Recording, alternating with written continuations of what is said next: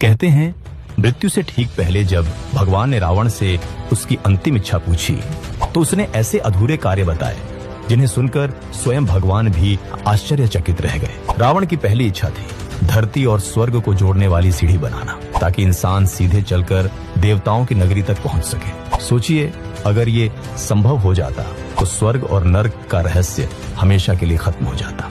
दूसरी इच्छा, वह चाहता था कि कोई भी बच्चा अपने पिता से पहले न मरे। रावण के अनुसार यह दुनिया का सबसे बड़ा अन्याय है। उसकी इच्छा थी मृत्यु को एक नए नियम से बांध देना। तीसरी इच्छा, उसने सोचा था मनुष्य मृत्यु के समय खुद अपने पाप पुण्य देख सके।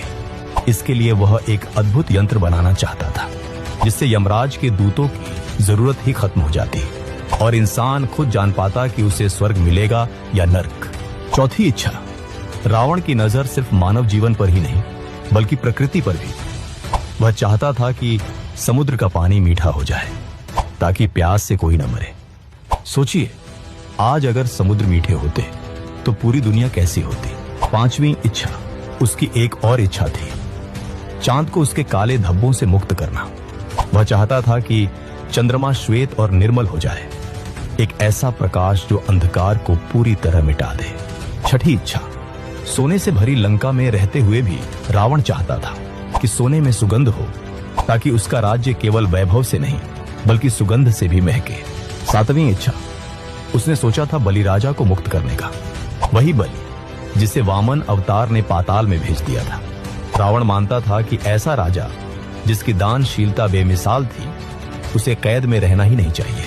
आठवीं और सबसे अद्भुत इच्छा, रावण चाहता था कि पृथ्वी का भार उठाने वाले शेषनाग को मुक्त कर दे। उसने सोचा था इंद्र के वज्र और पृथ्वी के लोहे को मिलाकर एक अखंड खंभा बनाएगा जो सृष्टि का बोझ संभाले ताकि शेषनाग विश्राम कर सके।